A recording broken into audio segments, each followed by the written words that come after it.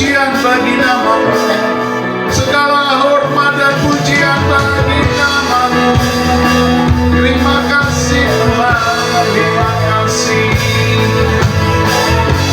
untuk segala kebaikan-Mu dan kasih-Mu, untuk segala anugerah rahmat-Mu. Engkau sungguh baik Tuhan, Engkau sungguh indah. Kami bersyukur kepada-Mu, kami bersyukur kepada-Mu. Terpujilah Tuhan, terpujilah Tuhan. Yesus Engkau sungguh indah. Terima kasih Tuhan.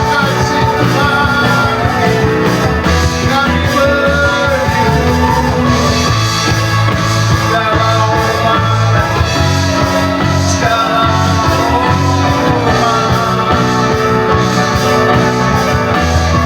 segala hormat bagi-Mu ya Tuhan. Kemuliaan hanya bagi-Mu, Yesus Tuhan. Terpujilah Engkau selamanya. Engkau Allah yang ajaib, Bapa yang kekal, pencipta langit dan bumi. Engkaulah Tuhan kami Yesus. Terpujilah Engkau Yesus. Kami bersyukur. Terima kasih Tuhan. Terima kasih. Kebaikan-Mu tak terhingga Bapa. Betapa kami bersyukur demi nama-Mu yang kudus. Kau sungguh baik. Terima kasih Tuhan.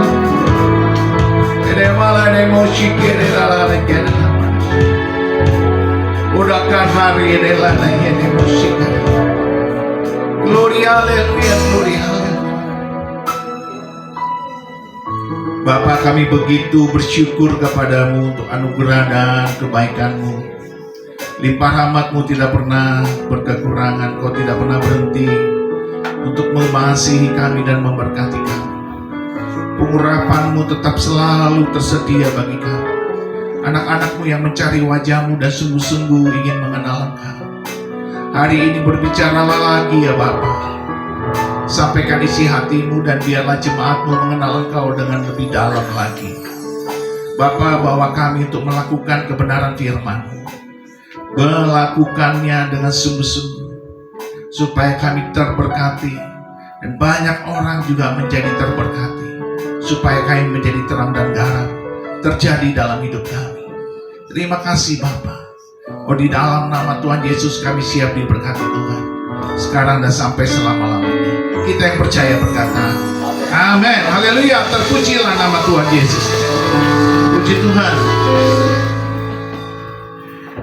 Shalom Elohim Bapak Ibu.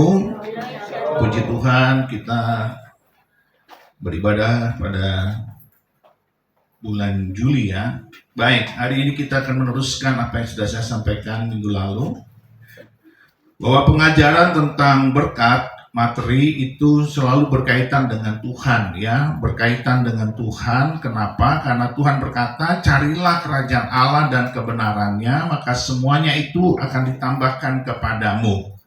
Carilah kerajaan Allah dan kebenarannya, maka semuanya itu akan ditambahkan kepadamu. Dan kita mendapati di Alkitab bahwa orang kikir ya, di 1 Korintus 6 itu orang kikir tidak mendapat bagian dalam kerajaan, tidak mendapat bagian dalam kerajaan Allah. Orang kikir tidak akan masuk surga. Dari mana itu Pak Pendeta kita menemukannya? Kita menemukannya dari kitab Lukas. Mari kita buka kitab Lukas ya. Kita buka kitab Lukas 16, Bapak Ibu.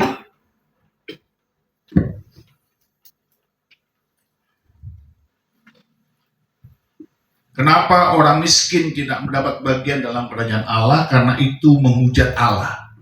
Orang kikir itu tidak mengasihi.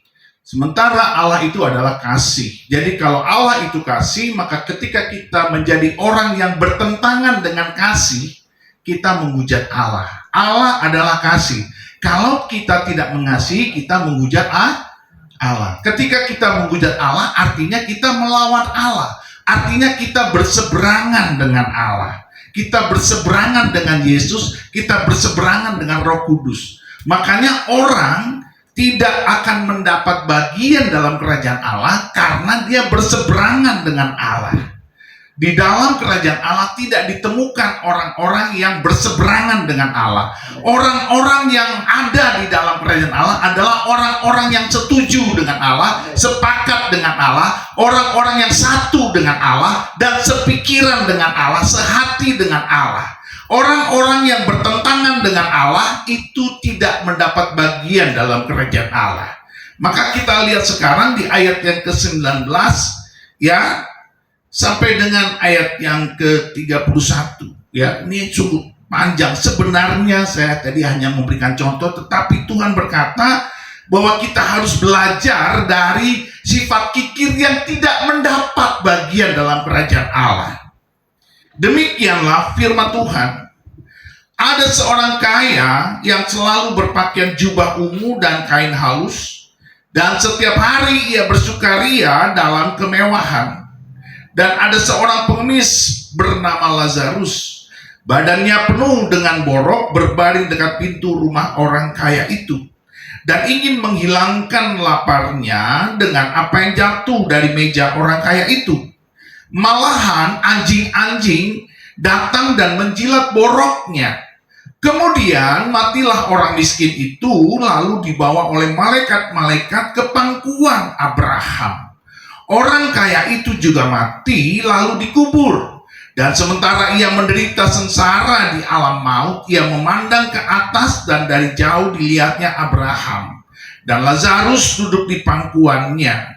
Lalu ia berseru, katanya, "Bapa Abraham, kasihanilah aku. Suruhlah Lazarus supaya ia mencelupkan ujung jarinya ke dalam air dan menyejukkan lidahku, sebab aku sangat kesakitan dalam nyala api ini." Tetapi Abraham berkata, "Anak, ingatlah bahwa engkau telah menerima segala yang baik sewaktu hidupmu, sedangkan Lazarus segala yang buruk. Sekarang ia mendapat hiburan dan engkau sangat menderita. Selain daripada itu, di antara kami dan engkau terbentang jurang yang tak terseberangi, supaya mereka yang mau pergi dari sini kepadamu, ataupun mereka yang mau datang dari situ kepada kami, tidak dapat menyeberang."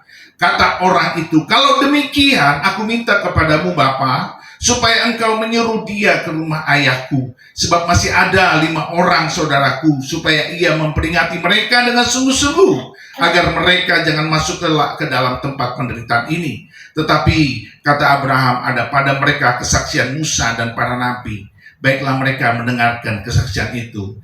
Jawab orang itu, "Tidak Bapa Abraham, tetapi jika ada seorang yang datang dari antara orang mati kepada mereka, mereka akan kembali, mereka akan bertobat." Kata Abraham kepadanya, "Jika mereka tidak mendengarkan kesaksian Musa dan para nabi, mereka tidak juga akan mau diyakinkan sekalipun oleh seorang yang bangkit dari antara orang mati." Puji Tuhan. Saudara perhatikan itu, sekalipun Yesus bangkit dari mati, orang kikir ini tidak akan pernah bisa percaya. Sebab kalau dia tidak percaya kepada tulisan para nabi, artinya perjanjian lama, tidak percaya kepada kitab para nabi dan tulisan-tulisan para nabi, tidak percaya apa yang dikatakan Taurat, apa yang dikatakan Musa tentang sifat kikir itu, tidak percaya. Sekalipun Yesus bangkit dari mati, orang ini tetap tidak percaya. Jadi orang kalau mau percaya kepada Yesus yang bangkit dari mati, dia harus percaya dulu kepada kitab yang mengajari dia, karena dia adalah orang yang hidup di zaman Taurat. Dia belum mendapatkan perjanjian baru. Perjanjian baru Yesus Kristus itu akan muncul setelah dia disalibkan. Tetapi orang ini telah mendapatkan pengajaran dari Taurat Musa. Dan dia tetap kikir. Dari mana Pak Pendeta kikirnya? Perhatikan Bapak Ibu. Ada seorang yang kaya selalu berpakaian jubah ungu dan kain halus. Dan setiap hari dia bersukaria dalam kemewahan. Pesta pora bukan? Tidak ada hari tanpa tiada hari tanpa pesta, tiada hari tanpa makanan enak, tiada hari tanpa babi guling, tiada hari tanpa kambing guling, tiada hari tanpa apa itu? Apa itu? Babi ricah, babi kecap. Tiada hari tanpa sempen, tiada hari tanpa makanan enak-enak hedonis. Pesta.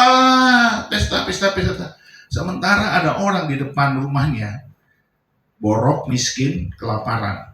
Dan dia mendiamkannya. Bahkan anjing-anjingnya menjilati boroknya.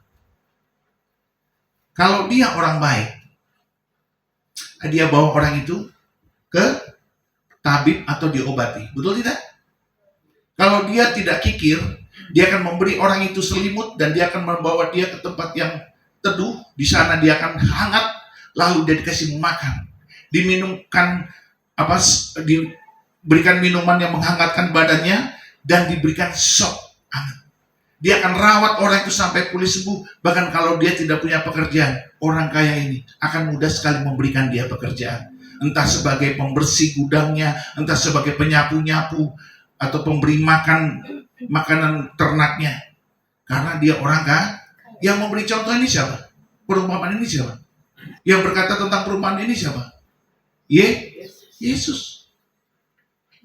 Itu kontras. Jadi orang kalau di dalam Tuhan sudah mengerti firman Tuhan, sudah tahu tentang ABC ini firman Tuhan, tetapi hidupnya tidak berpandangan dengan firman yang dia baca itu, dan dia masih tetap bertentangan dengan kasih, maka dia adalah orang yang menghujat Allah. Yang mengerti katakan amin. Makanya dia tidak dapat bagian dalam kerajaan Allah.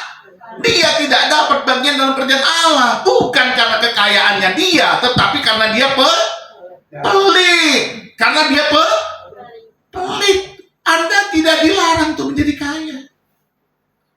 Saya menentang sekali, waktu saya kecil ini saya sering mendengar khotbah ini dari pastor-pastor saya. Jadi dipertentangkan kekayaan dengan kemiskinan. No! Yang salah adalah dia menghujat Allah karena dia tidak kasih. Dia kikir. Makanya di 1 Korintus 6 berkata apa? Orang kikir tidak mendapat bagian dalam kerajaan Allah. Makanya orang kaya ini nggak dapat bagian dalam kerajaan Allah. Karena dia kikir, bukan karena dia kaya. Yang mengerti kita amin. Maka kalau firman ini dipertentangkan dengan orang kaya, maka orang kaya akan menjadi terhakimi. Karena orang kaya banyak sekali yang sifatnya murahan, sifatnya kasih. Dan tidak sedikit juga orang miskin tetap kikir. Bukan miskin dan kayanya engkau masuk surga atau tidak, tetapi karena engkau bertentangan dengan karakter Allah. Beranggap, maka cepat-cepatlah jadi kaya. Tapi tidak pelit. Aman hidupmu? Aman. Karena kalau Alkitab mempertentangkan Allah yang kaya menjadi miskin, lalu dia membuat kita menjadi kaya karena kemiskinannya. Lalu buat apa dia memberkati kita secara berlimpah-limpah? Betul tidak? Buat apa Tuhan berkata, carilah kerajaan Allah dan kebenarannya, maka semuanya itu akan ditambahkan kepadamu. Kata semuanya itu everything, semuanya ditambahkan kepadamu. Tetapi konsep kerajaan Allah kau dapat dulu. Nah, orang kaya ini nggak dapat konsep kerajaan Allah itu. Dia nggak tahu kebenarannya. Makanya dikatakan oleh Yesus, sekalipun orang mati bangkit dari kematiannya, dia nggak akan percaya. Sekalipun Yesus bangkit dari mati, dia nggak akan percaya. Karena firman itu sudah dia lawan dahulu. Sedangkan firman itu adalah Yesus. Yesus adalah firman Allah. Jadi makanya Yesus bilang, sekalipun oleh seorang yang bangkit dari orang mati, siapa yang bangkit dari orang mati yang bisa menyelamatkan manusia? Yesus. Dapat di sini, saudara? Dapat. Jadi tidak ada dikotomi bahwa orang kaya, orang miskin. No. Tapi gereja menghakimi orang kaya dari dahulu, lalu mengagung-agungkan orang miskin. Sementara gereja di Vatikan sana, para pemimpinnya penuh dengan kekayaan emas, perak, dan permata. Kurang ajar nggak?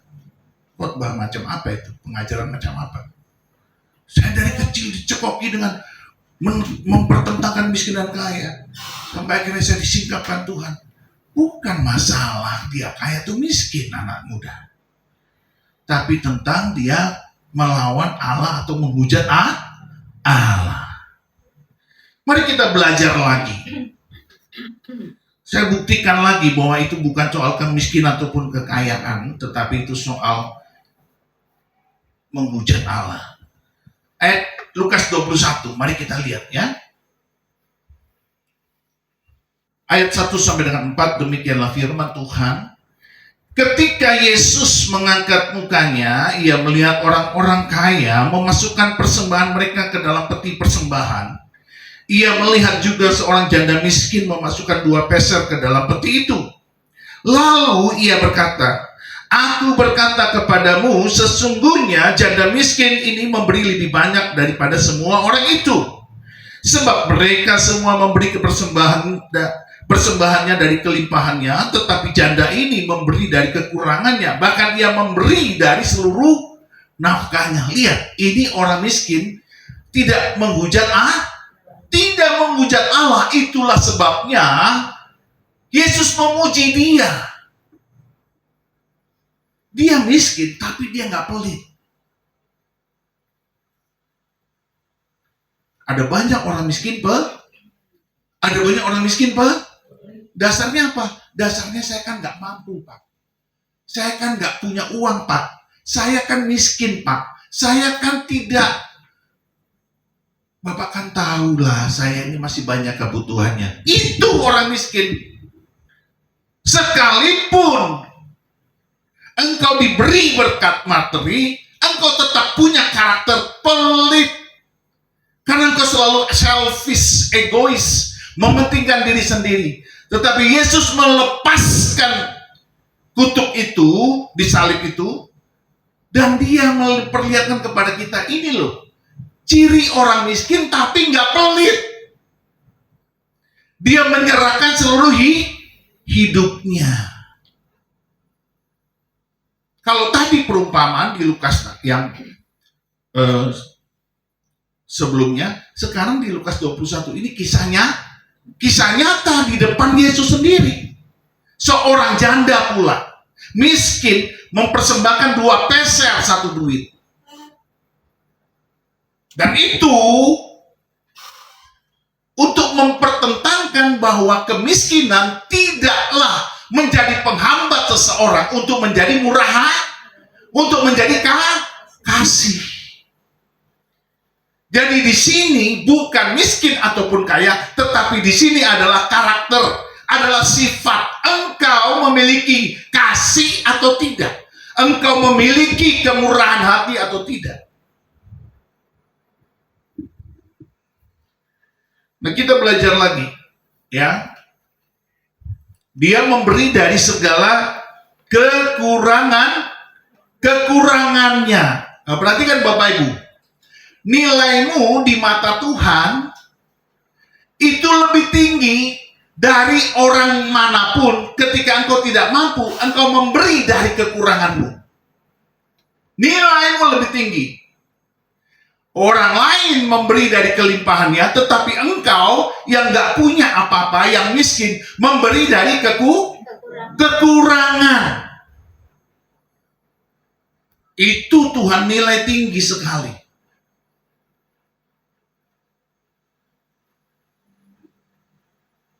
Kita akan melihat orang kaya dengan kelimpahannya itu biasa. Tetapi kita melihat orang miskin dengan kekurangannya, tetapi dia murah hati, itu luar biasa. Nah, ini yang Tuhan sedang cari di muka bumi. Bagaimana kita bisa melepaskan kutuk? Ya, kemiskinan itu hatinya, bukan materinya yang miskin, tapi hatinya yang miskin. Kutuk itu dilepaskan oleh Tuhan ketika dia berkata, perempuan ini, ibu ini, nenek ini, janda ini memberi dari kekurangannya. Bahkan seluruh hidupnya itu dia melepaskan sebuah kutuk. Maka kutuk itu putus, bubar. Kita mencoba memegang apa yang mau kita pertahankan. Tapi Tuhan bilang, release, lepaskan. Supaya engkau diberkati. Yang mengerti katakan amin. Jadi ini bukan masalah miskin harta atau kaya harta. Tapi ini miskin hati atau kaya hati. Miskin kaya di hati. Bukan di harta. Makanya waktu Tuhan bilang, di mana hartamu berada, di situ hatimu berada. Maksudnya apa? Kalau engkau menyembah Mamon, engkau akan menunjukkan dirimu menjadi Mamonlah Tuhanmu. Jadi kalau hartamu di situ, disitulah Tuhanmu. Tapi kalau engkau melepaskan kutuk itu dan engkau tidak menjadi terkutuk, maka engkau bebas dari Mamon itu, dari berhala baru ini. Dunia akhir zaman selalu berkaitan dengan kekayaan. Kenapa? Karena itu mudah sekarang didapatkan orang-orang. Orang menjadi kaya, orang menjadi berlimpah harta, sekarang menjadi mudah karena terlalu banyak cara orang untuk menjadi kaya. Berbeda dengan dulu. Tetapi tetap konsepnya bukan kaya atau miskin, tetapi kaya dan miskin di dalam hatimu. Gitu loh. Jadi kita nggak boleh memandang kekayaan itu sesuatu hal yang mengikat batin kita. Makanya waktu Tuhan bilang, di mana hartamu berada, di situ hatimu berada. Jadi kita harus lepaskan diri kita dari itu. Mari kita lihat lagi ya, anak muda yang kaya ini. Sudah sering kita baca berkali-kali. Coba di Matius 19 ya. Perhatikan Bapak Ibu. Matius 19 ayat 16 sampai dengan 26, demikianlah firman Tuhan. Ada seorang datang kepada Yesus dan berkata, Guru, perbuatan baik apakah yang harus kuperbuat untuk memperoleh hidup yang kekal? Jawab Yesus, apakah sebabnya engkau bertanya kepadaku tentang apa yang baik? Hanya satu yang baik, tetapi jika engkau ingin masuk ke dalam hidup, turutilah segala perintah Allah. Kata orang itu kepadanya, perintah yang mana? Kata Yesus, jangan membunuh, jangan berzina, jangan mencuri, jangan mengucapkan saksi dusta. Hormatilah ayahmu dan ibumu dan kasihlah sesamamu manusia seperti dirimu sendiri. Kata orang muda itu kepadanya, semuanya itu telah kuturuti, apalagi yang masih kurang? Kata Yesus kepadanya, jikalau engkau tidak sempurna, pergilah, jualah segala milikmu dan berikanlah itu kepada orang-orang miskin. Maka engkau akan beroleh harta di sorga. Kemudian datanglah kemari dan ikutlah aku. Ketika orang muda itu mendengar perkataan itu, pergilah ia dengan sedih, sebab banyak hartanya. Yesus berkata kepada murid-muridnya, aku berkata kepadamu, sesungguhnya sukar sekali bagi orang kaya untuk masuk ke dalam kerajaan sorga. Sekali lagi aku berkata kepadamu, lebih mudah seekor unta masuk melalui lubang jarum daripada seorang kaya masuk ke dalam kerajaan Allah. Ketika murid-murid mendengar itu, sangat gemparlah mereka dan berkata, Jika demikian, siapakah yang dapat diselamatkan? Yesus memandang mereka dan berkata, bagi manusia hal ini tidak mungkin, tetapi bagi Allah segala sesuatu mungkin. Lihat, ini sangat ironis, orang kaya diperbandingkan dengan unta. Orang kaya masuk ke dalam kerajaan surga dibandingkan dengan unta masuk ke dalam lubang jarum. Itu paradoks ya, sangat ironis. Sekarang logika kita nih, mungkin nggak unta bisa masuk ke dalam lubang jarum? Logika nih, ada jarum, ada lubangnya. Mungkin nggak nih unta bisa masuk ke dalam lubang jarum? Nggak mungkin. Kenapa Tuhan bandingkan itu dengan orang kaya sukar masuk ke dalam kerajaan surga? Saudara tahu kenapa? Karena begitu banyak orang sudah menjadikan harta kekayaan itu sebagai berhala. Itu sudah mengikat. Maka kesulitannya sama. Engkau nggak bisa ke surga, sama seperti unta nggak mungkin masuk lubang jarum. Kenapa Pak Pendeta? Ya karena kamu pelit. Kepelitanmu itulah yang membuat engkau tidak masuk dalam kerajaan surga. Di mana pelitnya Pak Pendeta? Lihat. Ditanya sama Yesus begini. Jangan membunuh, jangan berzina, jangan mencuri, jangan mengucapkan saksi dusta, hormatilah ayahmu dan ibumu, dan kasihlah sesamamu manusia seperti dirimu sendiri. Kata orang muda itu kepadanya, semuanya itu telah kuturuti, apalagi yang masih kurang. Dia melakukan perintah Allah nggak? Perintah Allah, 10 hukum Taurat Musa, dia kerjakan, amin? Dia kerjakan. Ketika dia mengerjakan itu, kerajaan Allah sudah dekat sama dia belum? Sudah. Carilah kerajaan Allah. Tapi dia belum dapat kebenarannya. Kan dikatakan carilah kerajaan Allah dan kebenarannya. Tapi belum dapat kebenarannya, dia sudah berlimpah-limpah tuh hidupnya tuh. Udah sangat kaya tuh dia. Sangat banyak hartanya. Masih muda. Begitu dikatakan dia sudah melakukan itu semua dari masa mudanya, Yesus tahu orang ini ingin menaikkan standarnya, levelnya. Bapak Ibu, perhatikan baik. Setiap kita itu pasti diminta naik level. Nggak mungkin enggak. Hanya orang bodoh di dalam Tuhan yang nggak pernah mau naik level. Dari 20 tahun lalu, 50 tahun lalu, 30 tahun lalu, 15 tahun lalu, 10 tahun lalu, begitu saja imannya. Itu orang bodoh yang tidak mau naik level. Yesus ini ingin menaikkan level kita. Supaya apa? Kita masuk dalam berkenan. Itulah kebenarannya. Setiap orang selalu ada ujiannya. Orang kaya ada ujiannya, orang miskin ada ujiannya. Orang susah ada ujiannya, orang senang ada ujiannya. Masing-masing kita ada ujiannya. Tetapi semuanya itu ujian untuk menaikkan level kita. Yesus ingin menaikkan level anak muda ini. Ini bukan perumpamaan, ini fakta. Dia ingin menaikkan levelnya. Dan dia bilang, kalau engkau ingin sempurna. Kata sempurna itu berkenan.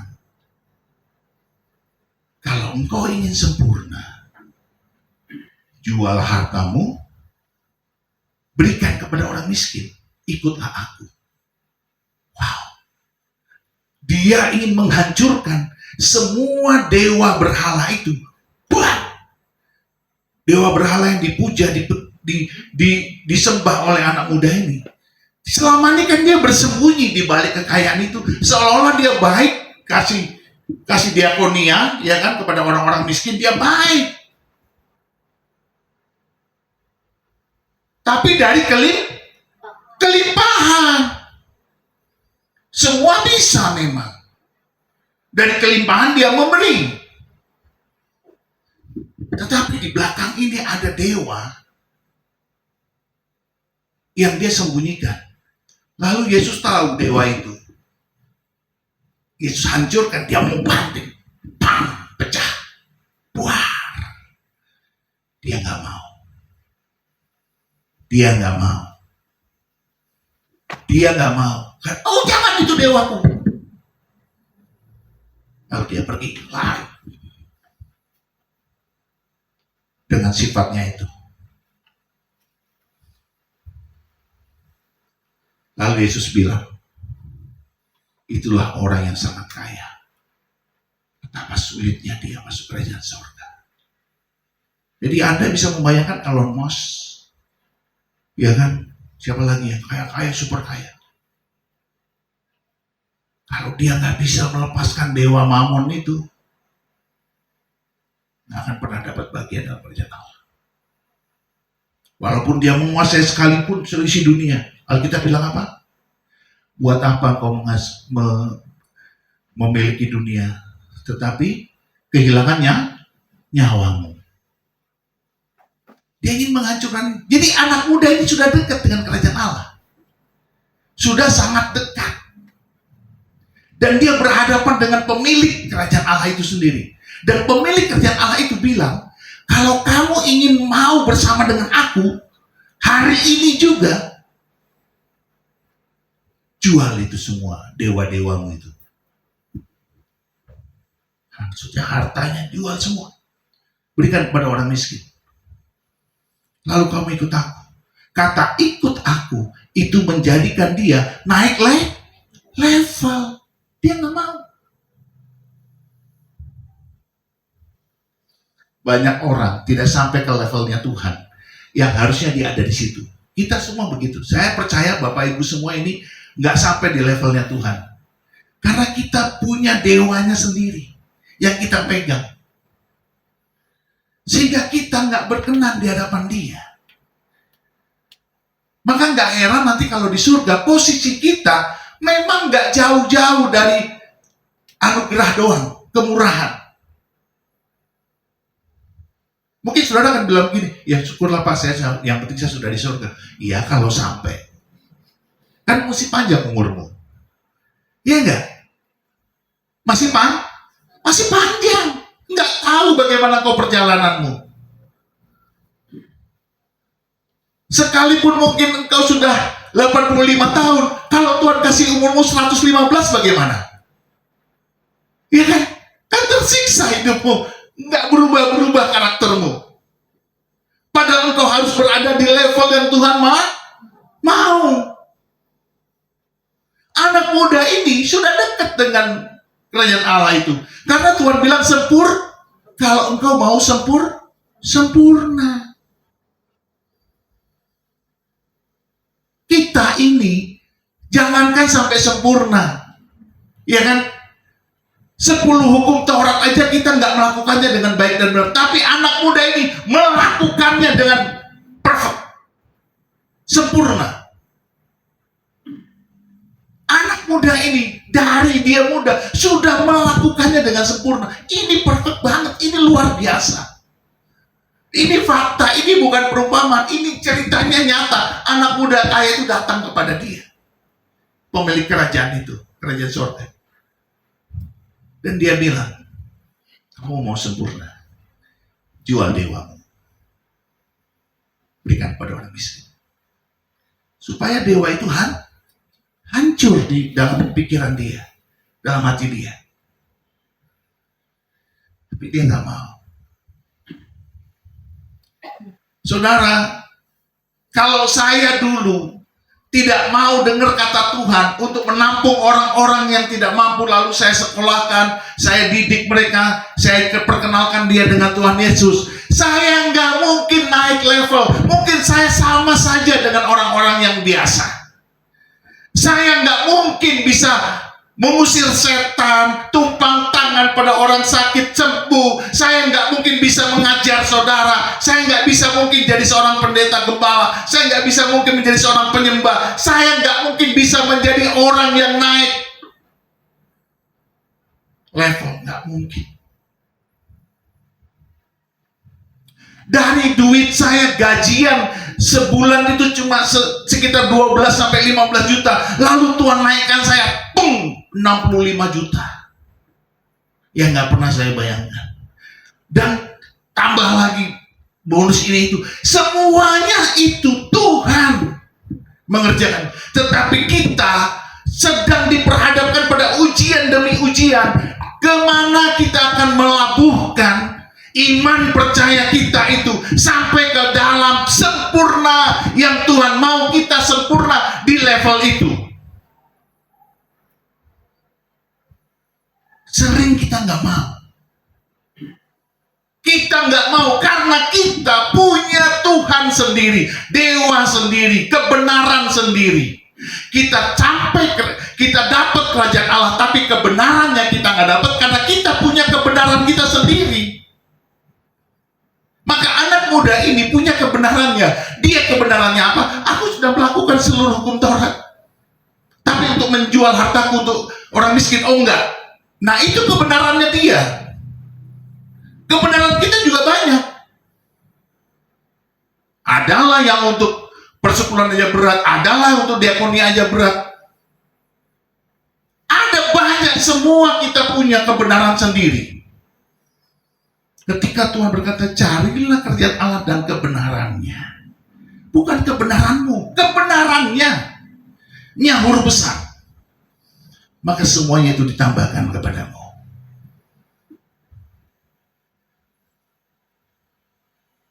Anak muda ini punya kebenaran. Dia nggak dapat, dia nggak sampai level itu. Kata ikutlah aku itu dia tolak si pemilik kerajaan Allah itu. Maka saya mengerti kenapa orang kikir tidak masuk dalam surga. Orang kikir nggak masuk dalam kerajaan Allah, nggak dapat bagian dalam kerajaan Allah. Begitu Bapak Ibu. Jadi kebenaranmu jangan kau tinggikan. Hancurkan itu karena itu dewa baru. Dan bagi orang kaya, dewanya adalah Mamon. Memang berat, tapi Tuhan nggak pernah salah. Karena dia memberikan kita kekayaan supaya kita punya ujiannya sendiri. Gitu loh. Punya ujiannya sendiri. Mari kita belajar lagi ya. Di Kisah Para Rasul. Kisah Para Rasul 5 ayat 28 sampai dengan ayat 1 sampai dengan ayat 11. Demikianlah firman Tuhan. Ada seorang lain yang bernama Ananias. Ia beserta istrinya Safira menjual sebidang tanah. Dengan setahu istrinya, ia menahan sebagian dari hasil penjualan itu dan sebagian lagi dibawa dan diletakkannya di depan kaki rasul-rasul. Tetapi Petrus berkata, Ananias, mengapa hatimu dikuasai iblis sehingga engkau mendustai Roh Kudus dan menahan sebagian dari hasil penjualan tanah itu? Selama tanah itu tidak dijual, bukankah itu tetap kepunyaanmu, dan setelah dijual bukankah hasilnya itu tetap dalam kuasamu?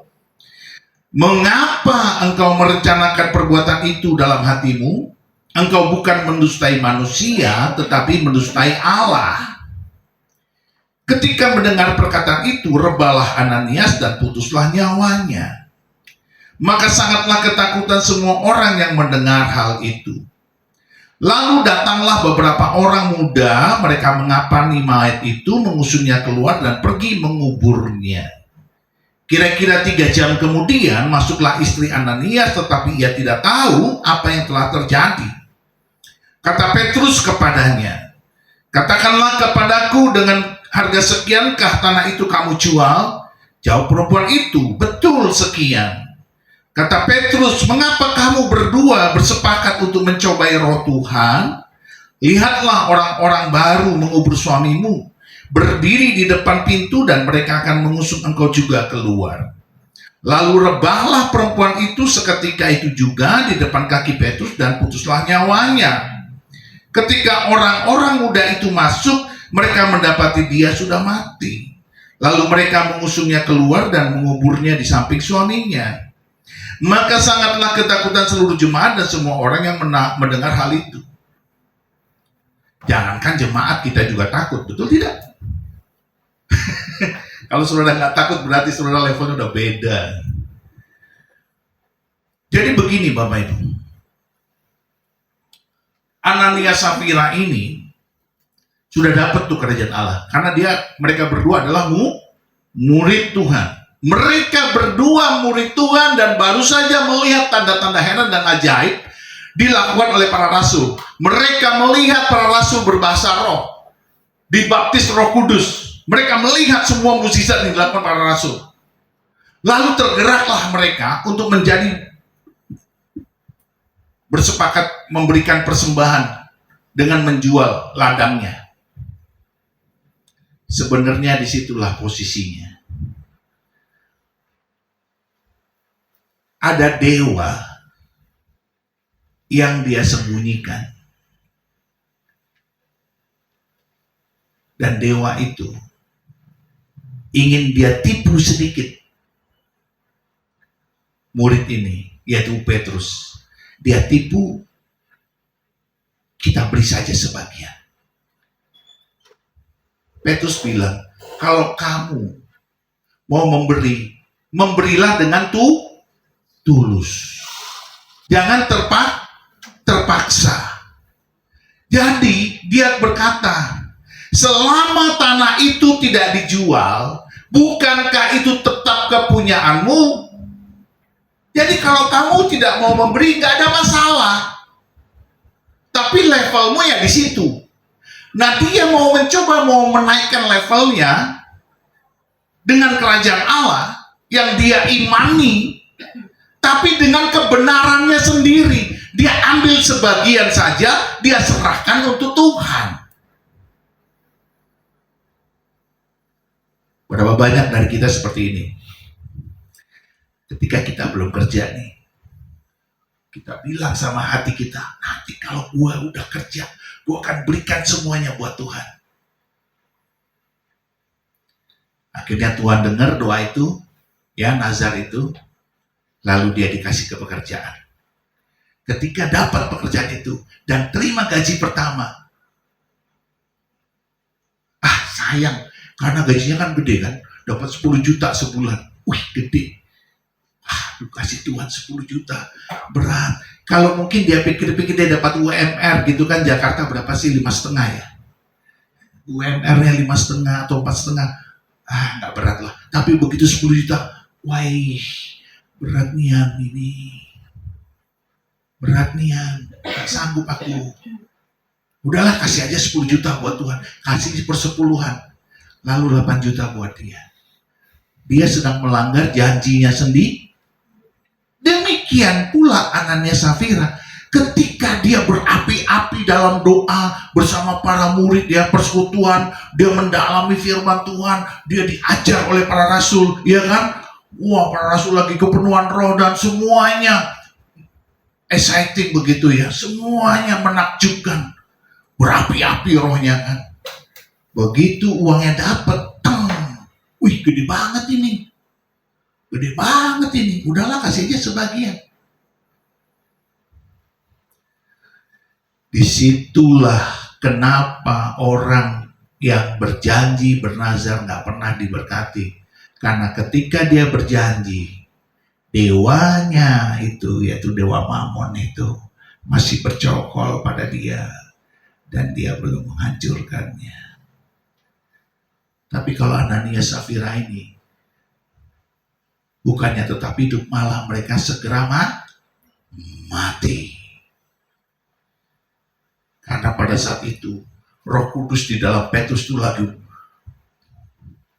dahsyat-dahsyatnya. Wah, nggak bisa berani dibohongin. Hatinya begitu. Itu sama aja seperti gini. Pendeta khotbah.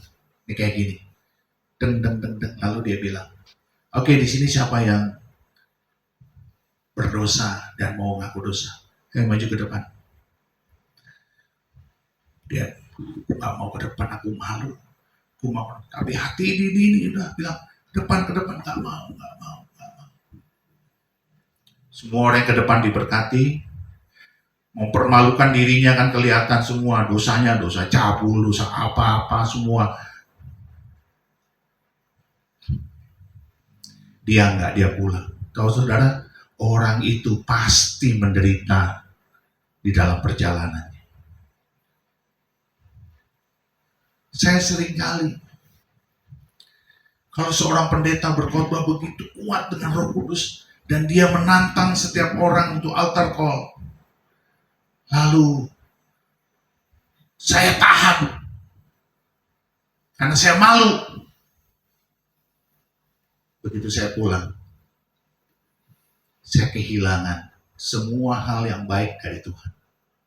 Hati saya hancur. Maka saya mau katakan kepada kita semua, setiap kita sedang diuji Tuhan dengan mamon. Jadi engkau kalau mau naik level, jangan lagi mamon itu menjadi bagian daripada hatimu. Ketika Tuhan bilang, di mana hartamu berada, di situ hatimu berada. Itu sama dengan engkau sudah menjadikan hartamu itu mamon dewamu. Dewamu yang kau sembah, yang kau junjung tinggi, yang kau pertahankan, yang kau tidak mau usik-usik. Ananias dan Safira, rupanya itu karakter mereka karena suami istri. Sama aja ini, dua orang ini suami istri. Nggak ada bedanya. Karena saking mempengaruhi satu dengan yang lain, selama hidup mereka sudah terbiasa dengan hidup yang menipu. Hidup yang menipu. Saudara, ini bukan hanya pelit, tapi juga menipu. Alkitab bilang, orang menipu tidak masuk kerajaan sorga. Bukan lagi pelit, coba kita buka dulu. Ya, 1 Korintus 6 itu. Supaya saudara jangan lupa ini. Ayat 9 sampai dengan 10, demikianlah firman Tuhan. Atau tidak tahukah kamu bahwa orang-orang tidak adil tidak dapat bagian dalam kerajaan Allah? Janganlah sesat, orang cabul, penyembah berhala, orang berzina, banci, orang pemburit, pencuri, orang kikir, pemabuk, pemfitnah, dan penipu tidak akan mendapat bagian dalam kerajaan Allah. Penipu. Dia menipu Tuhan enggak? Dia mendustai Roh Kudus enggak? Ananias Safira. Ananias Safira mendustai Roh Kudus enggak? Ananias Safira menipu Tuhan enggak? Nah, itu berarti kau tidak menipu.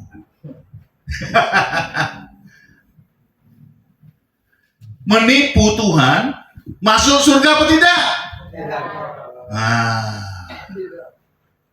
jadi harus mengerti betul bahwa kita tidak boleh sok-sok munafik, pura-pura suci, pura-pura benar, pura-pura kudus. Harus benar-benar suci. Amin.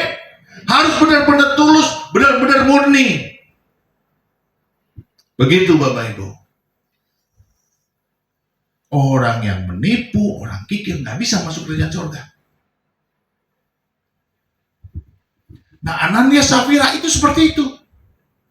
Makanya Petrus bilang, kalau kamu nggak jual nggak ada masalah, itu urusanmu. Tapi ketika kau letakkan di depan ini dan mempersembahkannya buat Tuhan, engkau nggak jauh beda dengan Kain. Kain itu hatinya busuk, menipu. Bukan persembahannya yang busuk, hatinya. Jadi jangan kau persembahkan kepada Tuhan sesuatu yang tidak benar. Amin. Nah, itu yang dipersembahkan sama Ananias Safira. Hatinya tidak benar. Maka daripada itu, Tuhan bilang, engkau nggak dapat bagian dalam kerajaan Allah. Hal yang paling indah Dengar baik. Ya, kita buka di Matius 24. Matius 25. Ayat 34 sampai dengan 40. Demikianlah firman Tuhan. Dan raja itu akan berkata kepada mereka yang di sebelah kanannya, mari hai kamu yang diberkati oleh Bapakku, terimalah kerajaan yang telah disediakan bagimu sejak dunia dijadikan. Sebab ketika aku lapar, kamu memberi aku makan. Ketika aku haus, kamu memberi aku minum. Ketika aku seorang asing, kamu memberi aku tumpangan. Ketika aku telanjang, kamu memberi aku pakaian. Ketika aku sakit, kamu melawat aku. Ketika aku di dalam penjara, kamu mengunjungi aku. Maka orang-orang benar itu akan menjawab dia, katanya, Tuhan, bila manakah kami melihat engkau lapar dan kami memberi engkau makan, atau haus dan kami memberi engkau minum?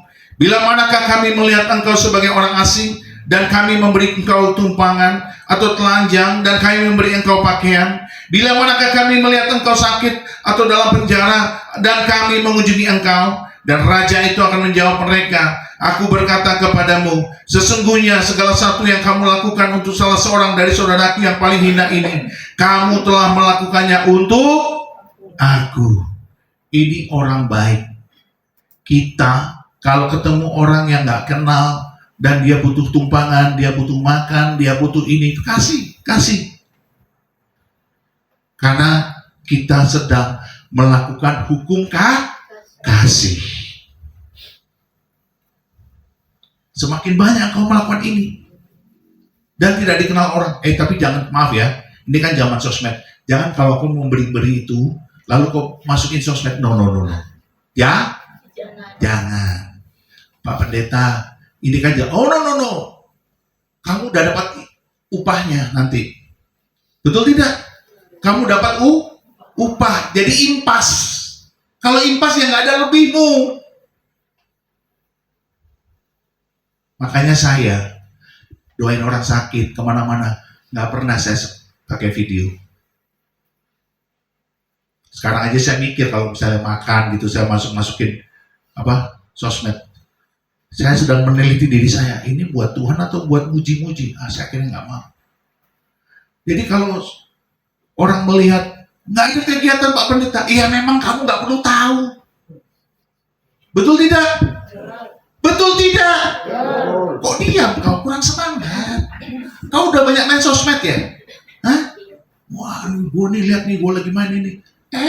Udah dapat upahmu. Nggak akan dapat lebihmu di surga. Amin.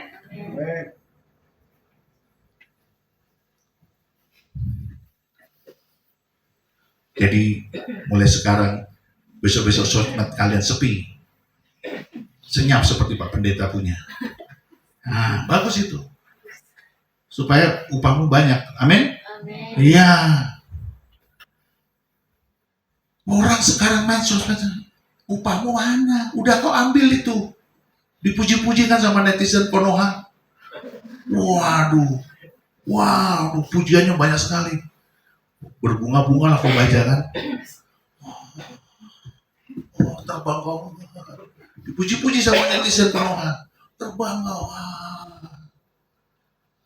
Akhirnya Tuhan bilang, sudah cukup. Upahmu udah kau terima. Karena kau sudah dapat pujian. Jempol, ya enggak? Kalau enggak, dapat pujian. Belum lagi ditransfer. Dapat kau banyak. Apa upahmu? Haleluya. Kok sepi?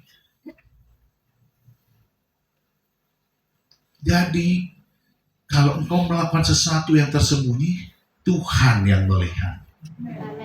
Mari kita bangkit berdiri. Diberkati nggak hari ini? Nah, puji Tuhan gitu loh. Haleluya.